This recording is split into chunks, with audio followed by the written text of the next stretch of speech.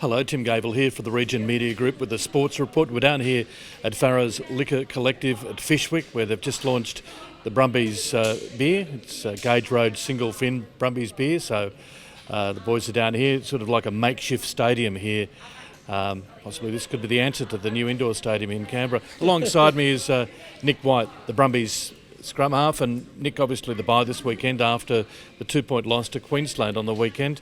First loss of the season. Hurts to lose at home, but it was a game that was played with real test match intensity, wasn't it? It was, yeah. That one hurt, but as the game as a whole, we were pretty proud of the effort we put out there, and hoping that all our fans and the supporters can see that we come up against a really good Red side, and we knew we were going to have to be at our best. And whilst we're disappointed with a few moments where we weren't at our best, we know that there's some moments in there that we can control, and we've reviewed that, and we're disappointed with that loss, but happy where we are at the halfway point in the competition. And this bye week's come at a good time for us. Got a lot of sore bodies, as you said. It was test match intensity, and it's been a big 6 weeks, trial games into 4 straight, and it's maybe time to enjoy a few single fins and get away from rugby, and then we'll hit these last 4 games going into the finals with everything we've got. Yeah, you've got the Western Force coming up Friday week, so a chance to regroup. Have you had a chance to step back a little bit from rugby this week?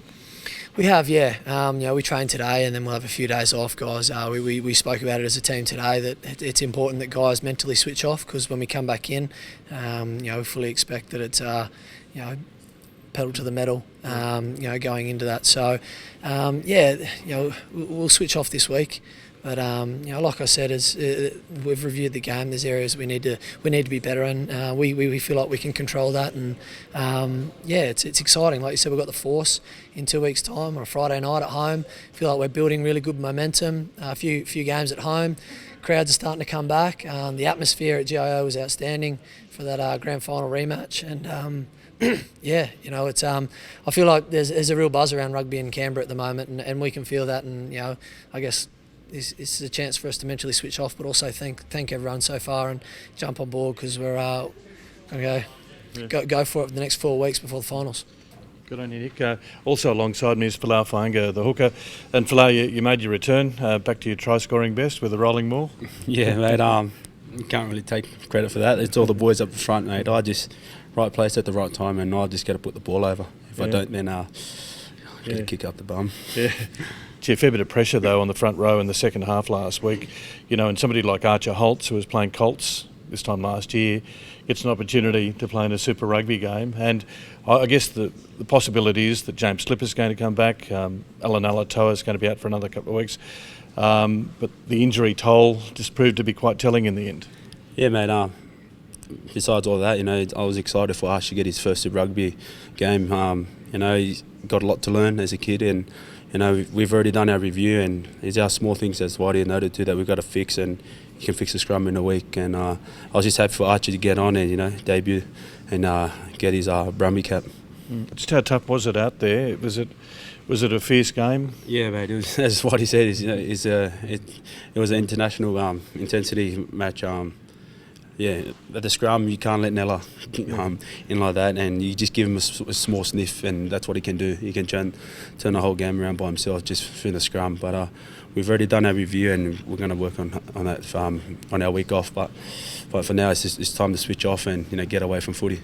What are you going to do to switch off? Oh, man, I'm going to go home, spend some time with my family, mate, and let the body rest and recover.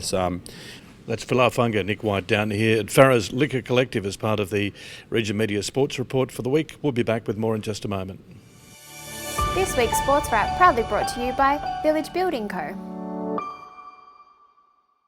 Hello, Tim Gable. Welcome back with the Region Media Sports Report down here at Farrah's Liquor Collective. And as we mentioned just a moment ago, the Brumbies have the bye this week before taking on the Western Force next Friday night at Canberra Stadium. The Raiders, they're on the road. They play the Sharks Sunday afternoon at 6 o'clock at Cogra Oval. And the Raiders, after a 30 points to 12 victory on the weekend over the West Tigers, they'd be pretty confident heading into this weekend's round against the Sharks. In cricket, Wests have secured the Douglas Cup Minor Premiership, and they'll play Tuggeranong this week. The finals getting underway, by the way, in the Lynn O'Mara Cup. It's Western Creek Molonglo facing Ginninderra in the final. Now, Canberra United play Newcastle Saturday. They're in the 4 at the moment, Canberra United, 2 rounds to go in the W League. And Michelle Heyman scoring her 72nd goal on the weekend in the 3-2 win over Perth, which means that Michelle Heyman, now the greatest goal scorer in the history of the W League. Laura Peel from Canberra won the world title in aerial skiing, plus the World Cup. And Dan and Rebecca McConnell won the national mountain bike titles in Tasmania. So much success for Canberra teams over the weekend and Canberra sporting personalities. Tim Gable signing off for the Region Media Group.